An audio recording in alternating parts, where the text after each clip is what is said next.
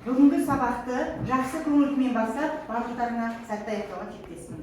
Олай болса, мына тілек гүлін бір-біріне беріп тілектер қойыңдар. Бүгінгі сабақта. Бүгінгі сабақта жақсы көңіл. Бүгінгі сабаққа өте көңіл-күймен өткізді. Бүгінгі сабақта. Сенің қолыңнан барлығы келеді. Аллахым жақсы өтсін. Жақсы тілек. Сабақта Қаттырақ дауыстап. Жақсы көңіл-күй тілеймін. Сабақты сәтті өткізуіне тілектеспін. Аллахыма. Данышпандықтан сабағын жақсы өткіз. Сабағыңды жақсы оқы. Бүгінгі күнің әсер өтсін. Жұмысыңызға Жақсы, рахмет балалар. Олай болса, сабағымызды бастамас бұрын, мына стөлдің бетінде тұрған қима қағаздарды алу арқылы 3 топқа бөлінеміз. Қалап қойыңдар. Бұл жерде заттың 3 күйіне байланысты алынған және сол молекулалардың қозғалысын көрсете отырып топқа бөлінеміз.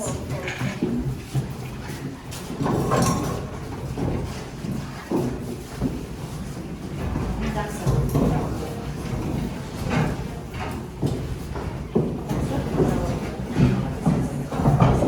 Өткен сабақта үй тапсырмасына қандай тақырып өтті? Қандай тақырып берді? қисық сызықты қозғалыс материялық нүктенің шеңбер бойымен бір қалыпты қозғалысы сызықтық және бұрыштық қозғалыс. Жақсы. Олай болса тақтаға бері қарайық балалар. Қазір біз үй тапсырмасын айналмалы барабан арқылы тапсырмаларды шығарамын. Сол бойынша үй тапсырмасын.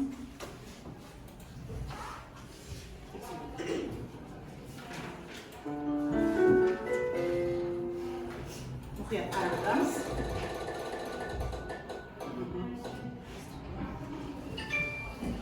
Бірінші сұрақ. Айта ғой. бұрыштық орын ауыстыру, бұрыштық жылдамдық дегеніміз не? Қозғалыстағы дене шеңбердің центрімен байланыстыратын радиустың бұрылу бұрышы бұрыштық орын ауыстыру деп аталады. Тақтаға тазамыз сойма. Бұрыштық орын ауыстыру дегеніміз фиатмен белгіленеді. Оның өлшем бірлігі радиан. Жақсы. Келесі сұраққа мән қараймыз.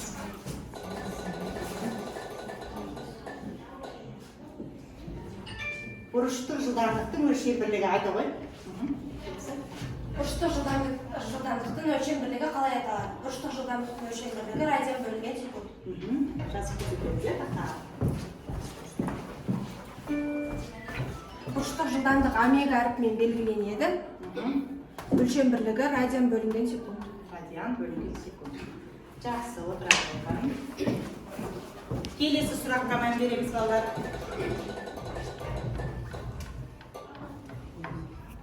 Жиілік қалай анықталады дейді. Келе ғой. Жиілік қалай анықталады? Жиілік дененің бірлік уақыт ішінде жасайтын айналым санын анықтайтын физикалық шама. Жазып көрсетеміз ба?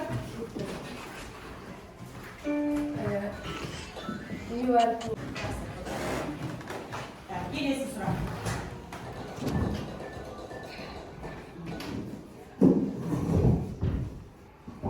Период дегеніміз не?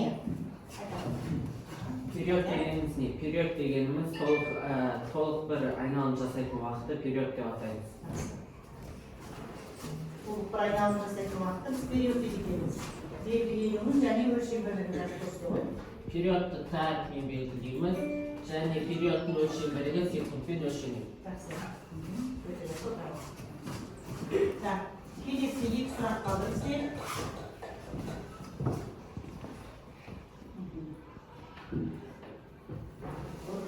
Бездік жылдамдық дегеніміз не? Және қалай бағытталады? Жансая? Лездік жылдамдық дегеніміз не? Және қалай бағытталады? Лездік жылдамдық дегеніміз дененің біркелген уақыты мезгілде жылдамдық қалай бағытталады? Лездік шеңбер арқылы бағытталады. Шеңбердің бойымен бағытталады, иә? Жақсы, дұрыс сонда. Келесі соңғы сұрақ қалды балалар, иә?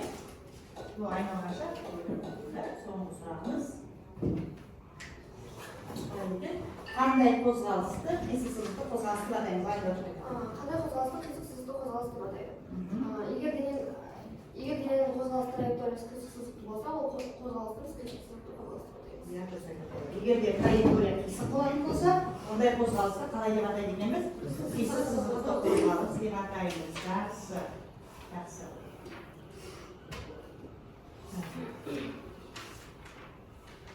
Жаңа сабағымызды алла жақсы бастамас бұрын ролик көріп алайық. Сол ролик арқылы біз қазір жаңа санатымызды боламыз. Мұқият тыңдап отырамыз. Жылдамдық векторына перпендикуляр бағытталған тұрақты күш қозғалыс траекториясын қисайтып, оның доға пішінді болуына әсер етеді. Біз кинематикадан шеңбер бойымен қозғалатын дененің центрге тартқыш үдеуінің бар екендігін білеміз. Ньютонның екінші заңына сәйкес, шеңбер бойымен қозғалатын денеге әсер ететін күш шеңбердің центріне бағытталады. Дәл осы себептен ол центрге тартқыш күш деп аталады. Fc тең mv квадрат бөлінген r формуласы массасы m, жылдамдығы v болатын дененің радиусы r болатын шеңбер бойымен қозғалу үшін түсірілетін күшті көрсетеді. Жақсы. Не көрдік балалар? Мына видеодан, яғни не байқадық, не көрдік? Жалпы не туралы болды? Альбина? Дене шеңбер бойымен қозғалғанда, оның траекториясы қисықсыздықты болады. Иә, траекториясында қисықсыздықты болатындығын білдік. Тағы да кім толықтырады? Інжу айта қойын. Ньютонның екінші заңы бойынша шеңбер бойымен қозғалған дененің центрге қарай бағытталады. Иә, Ньютонның екінші заңы бойынша дене шеңбер бойымен қозғалған кезде не бағытталады центрге қарай? Не бағытталады? Қозғалған дене центрге қарай бағытталады. Қозғалған дененің өзі, иә, күші, яғни центрге қарай бағытталады. Жақсы. Олай болса, бүгінгі біздің өтетін тақырыбымыз қалай деп аталады? Центрге тартқыш үдеу. Центрге тартқыш үдеу. Жақсы. Кітабымыздың 7-ші параграфын ашып көрейік. Бұл сабақтың, яғни оқу мақсаты центрге тартқыш үдеудің формуласын есептер шығаруда пайдалана алу. Оқулықтарында ашып қалар. Центрге тартқыш үдеудің, яғни кітапқа қараймыздағы оқулығымыздың 44-ші бетінде 3 топ, яғни мына жердегі берілген 3 тақырыпшаны қазір өз бетімізбен меңгереміз балалар. Топта ақылдаса отырып, сөйтіп бір-бірімізге түсіндіреміз. Яғни сабақты өз бетімізбен меңгереміз. Жақсы ма? Бірінші топтың тақырыпшасы шеңбер бойымен қозғалыс кезіндегі үдеудің бағыты қараймыз. Екінші топ центрге тартқыш үдеудің модулі. Үшінші топтың тапсырмасы периодпен, жиілікпен және бұрыштық жылдамдықпен байланысын анықтап бір-бірімізге түсіндіретін боламыз. Ал жұмысты бастай көрді. 5 минут уақыт беремін.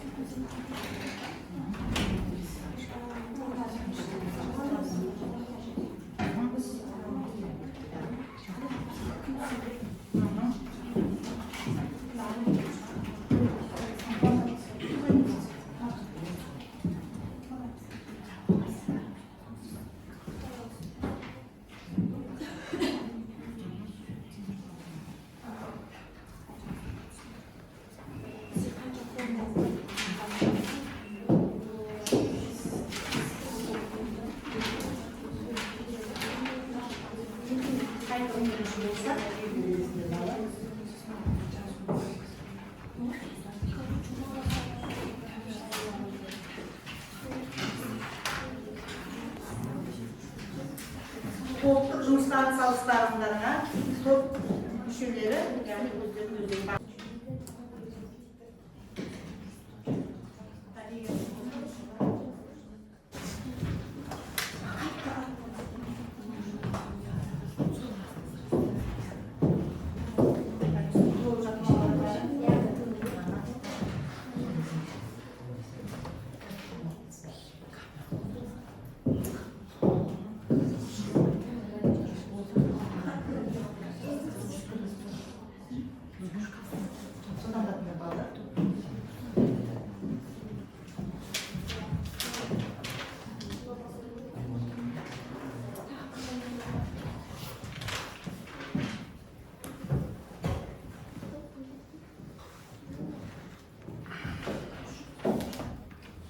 болса, қайтып бірінші болды. Бірінші топ. Жақсы, үшінші топ аяқтады. Жылдамдығымыз болды. Тағы кім?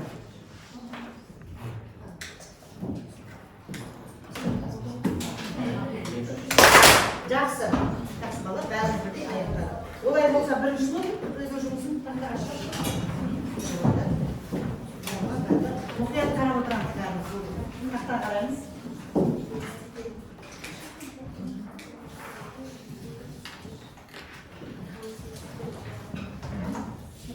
Вектордың екінші заңы бойынша шеңбер бағытымен қозғалған дене центрге қарай бағытталады. Үдеу векторы әрдайым дене жылдамдығының өзгерісімен бағыттас келеді. Бұл мына теңдікте шығады, яғни формулада. Үдеуді.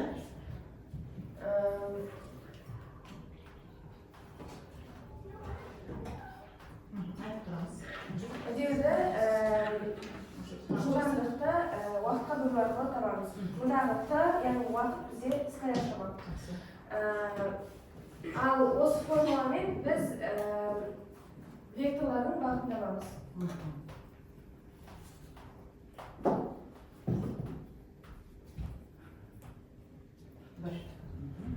Яғни Дейтарды дегенімі, не нәрсе екен?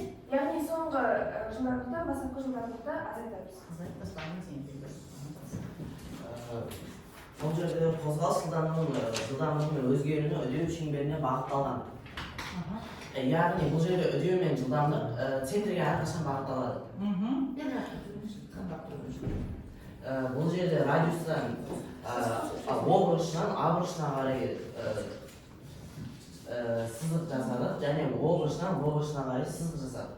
Және бұл жақта В1-ден В2-ге қарай түзу сызықпен сызықты қозғалтпай соған қарай бағытталды. Және әрқашанда В1-ді және В2-дің екеуінің ұштарын қосқан. Бұл жерде үдеуіміз центрге бағытталады әрқашанда. В шеңбер бойымен қозғалады. Жылдамдық, иә? Жылдамдық шеңбердің бойымен. Яғни доға бойымен қозғалады. Егер үдеу жылдамдыққа перпендикуляр бағытталған болса, онда дене шеңбер бойымен қозғалып жатыр деген сөз. Перпендикуляр қозғалса, дене шеңбер бойымен қозғалады деген сөз. Жақсы. Келесі екінші топ.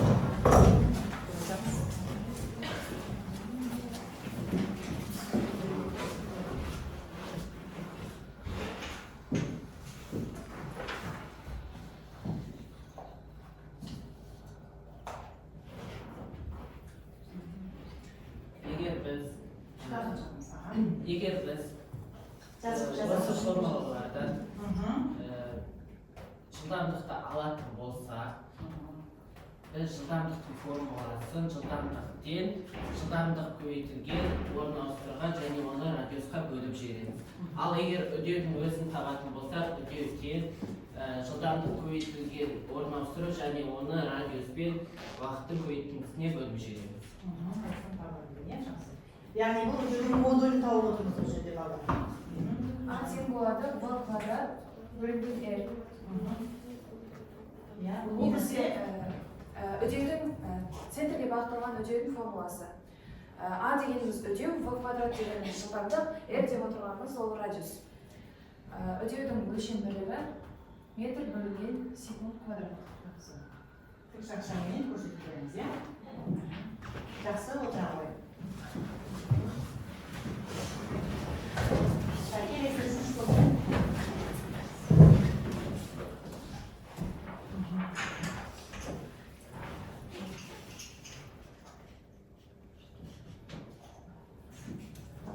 Бізге берілген тақырыпша үдеудің периодпен, жетпен және ұштық жылдамдықпен байланысы. Үдеумен байланысатын өрнектер жайында сөз қозғайтын боламыз. Үдеуді есептеу барысында ню тең, жылдамдық тең 2πr бөлінген Т формуласын аламыз. Жылдамдықтың периодпен байланыс формуласын қойсақ, мына өрнекті аламыз. 4π квадрат бөлінген Т квадрат көбейтілген радиус. Периодтың желікпен байланысын ескере отырып, формуланы мына түрде жазсақ та болады. Bir kvadrat. Көбейтілген нью квадрат, көбейтілген радиус. Радиус. Осалға формуладан біз 4π квадрат бөлінген квадрат. Көбейтілген нью квадрат. Тең болады омега квадрат формуласын аламыз. Демек, бұл бұрыштық жылдамдықпен үдеуілген омега квадрат көбейтілген r формуласы арқылы бөлінген келеді. Бұрыштық жылдамдық пен сызықтық жылдамдықтың байланыс формуласын ескерсек, яғни омега көбейтілген r формуласын ескерсек, онда біз формула басқа да түрде жазуға болады. Омега көбейтілген нью формуласын қолданамыз. Сызықтық және бұрыштық жылдамдықтың байланыс формуласы. Бізде бұрыштық жылдамдық қай кезде пайда болады деп едік балалар? Ол дененің бойымен қозғалғанда, дененің сызықтың бойымен қозғалған кезде. Жақсы. Ал сызықтық жылдамдық дене түзу қозғалған кезде пайда болады. Жақсы отыра балалар. Жақсы. Ал балалар, сабақты түсіндік па? Ал үшінші енді бір-бірімізді, яғни бір-бірімізді бағалап жіберейік. Бірінші топ басшылары бағаларымды қойып отырыңдар, бір-бірімді бағалап береміз. Жақсы, өте тамаша. Әр қарай есеп шығарғанда не беретін боламыз. Жақсы. Дәптерлеріңді ашып, олай болса, тақырыптың соңында 7-ші жаттығу бар. Сол жаттығудың есептерін шығарамыз. Жаттығудың есептерін шығарамыз. Бірінші есепті, бірінші топ, екінші есеп, және үшінші есепті 3 топ шығарады. Қанша минут болады? 2 минут қана уақыт берем. Орындарды жылға дәптерге жазып бастаймыз. Боламызда тақтаға шығарамыз өзі.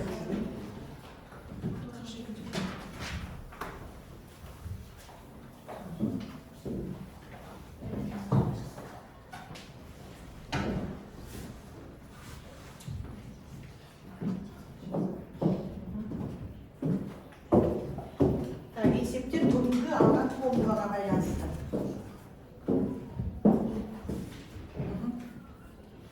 Бірден тақтаға шығара берейікші балалар. Бірінші есепке кім келеді? Жасайма келе ғой. Екінші есепке бірден тақтаға шығара берейік. Қалғанымыз орнымызда.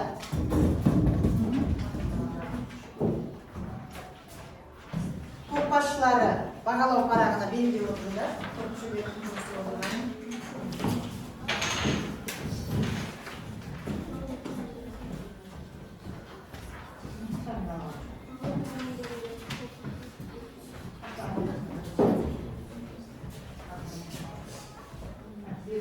Орнымызда шығара береміз қалғанымыз. Орнымызда шығара берейік.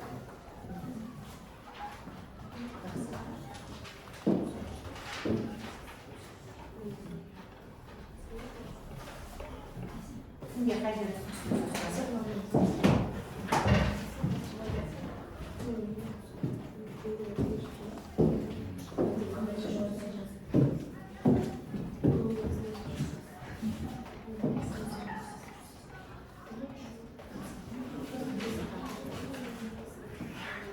орындарымызда шығарамыз да, содан кейін тақтамен тексереміз балалар. Есептен шығарып жолымен.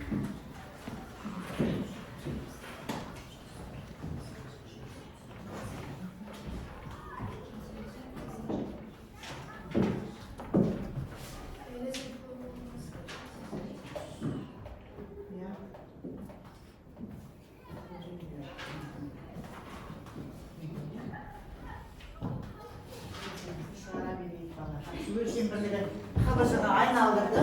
Солай ма? Біз радиустың қара қашықтықтың өлшем бірлігін километрді неге айналдырмыз керек еді? Метрге айналдырдық. Сантиметрді метрге айналдырамыз, жақсы.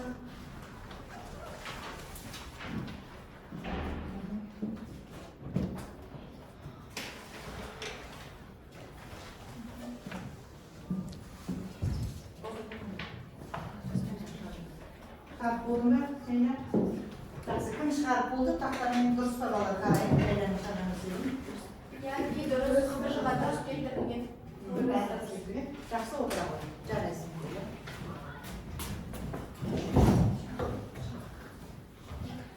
Бізде үшінші есеп бар, солай ма? Үшінші есеп, үшінші топ түсінеді? Yani Жанайын шығарып. Екінші есепті өшіп тастайық балалар, қолында ғой. Жансая. Жансаяның есебін қараймыз балалар.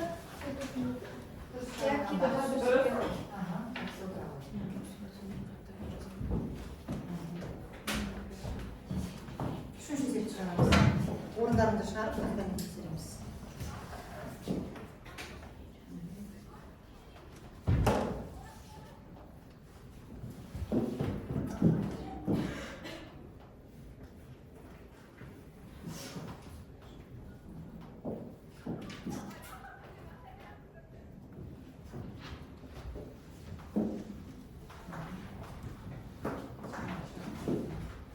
Бұл жерде нені табу керек екен? Радиусты табу керек есептің шартында.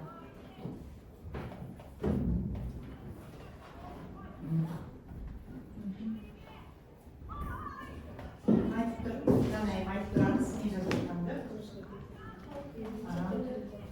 Радиусты табу үшін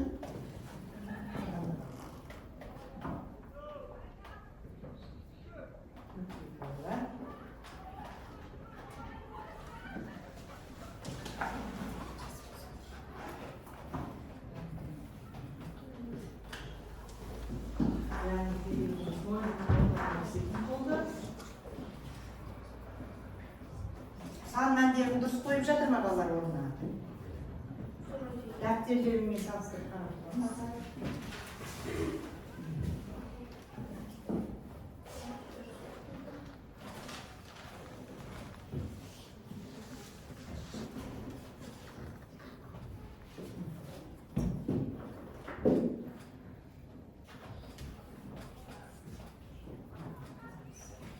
Жақсы, жауабы қанша шықты?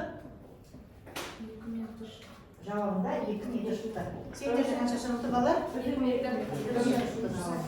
Жақсы, отыра ғой. Бәріміз жазып алсақ. Келесі, есебіміз болды ма? Келесі мынандай тапсырма қалады бізде. 3 топқа, яғни бұл топтық жұмыс, 3 топтық тапсырмасы тақтада тұр. Осы тапсырмалар бойынша біз өзімізге тақырыбымыз балалар. Толық жазамыздағын топ мүшелері сағат тілінің бағытымен бір-бірімізді тексеретін боламыз балалар. Бірінші топ үшінші топқа береді, үшінші топ екінші топқа. Мұқият боламыз. Қанша уақыт береді? 1-3 минутқа уақыт береді. Жазып бастаймыз. Топ мүшелері.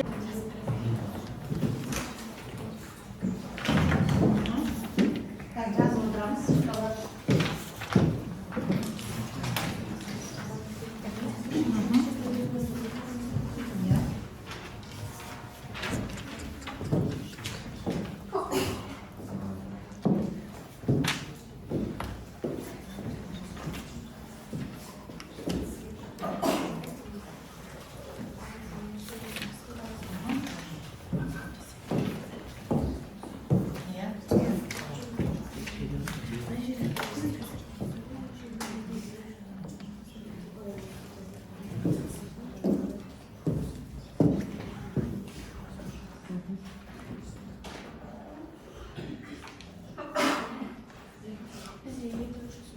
Сендер екінші топтық, шеңбер бойымен қозғалыс қалай беріледі. Тапсырмаларын алдарға да беріп қойылады.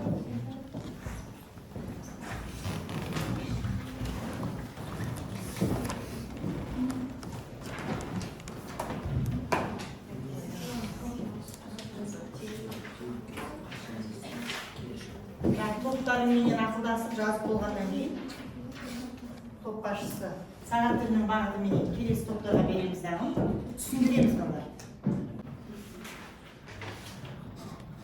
Дұрыс жазып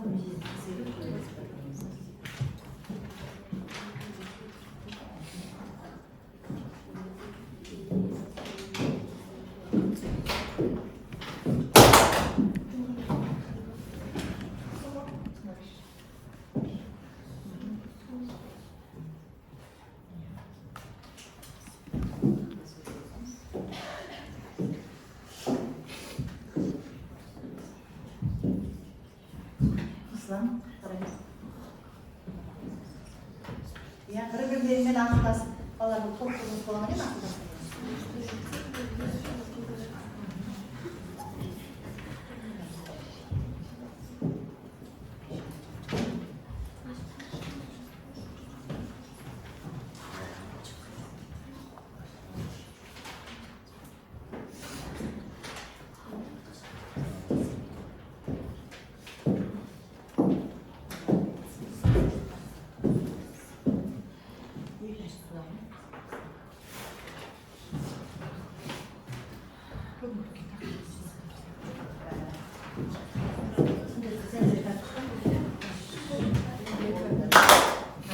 Жақсы болды. Қайтып болмады. Бірінші топ ешкім жұмыс істейді.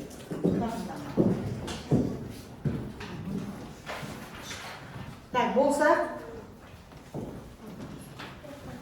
Жақсы болды. Жақсы болды. Аяқтаймыз. Енді не істейміз олар? Топ басшылары жұмыстарында келесі сағат тілінің бағытымен келесі топқа береміз дағын түсіндіреміз.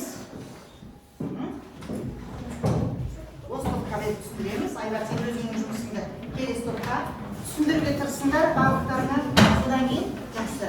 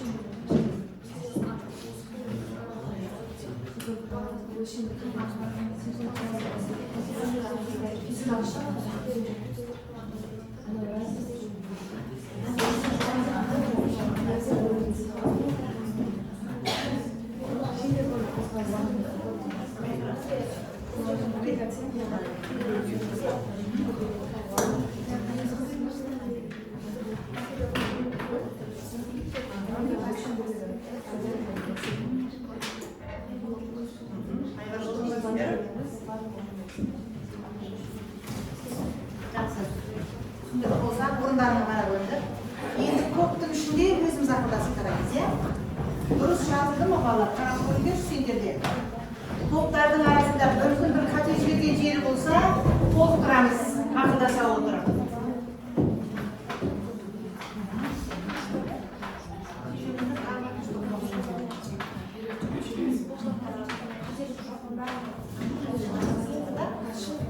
Так, жұмыстарымды тағы да ауыстырамыз балалар. Келесі топқа сағаттың бағытымен тағы бір ауыстырамыз.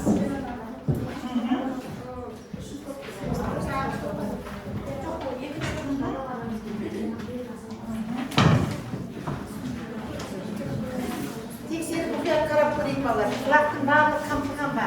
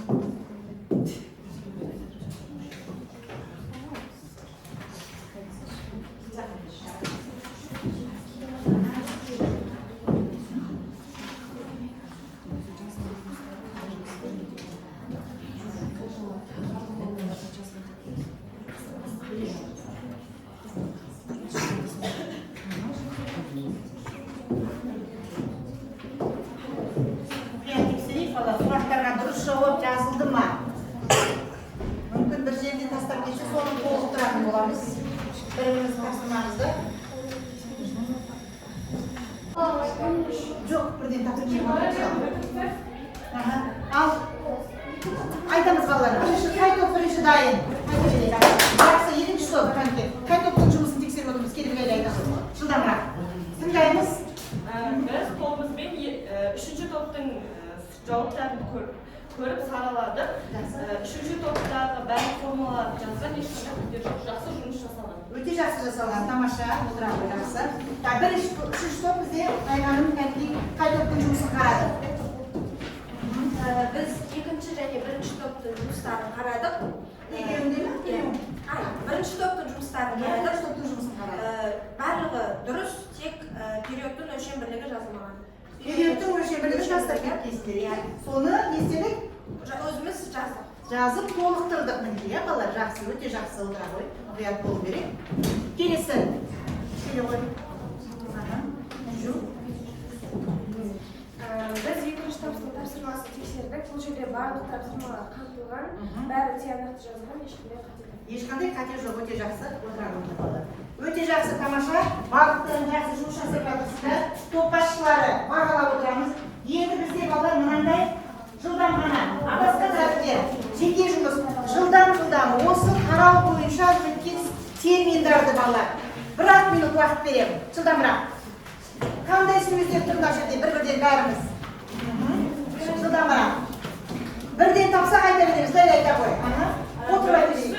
Үдеу, центр, айта береміз.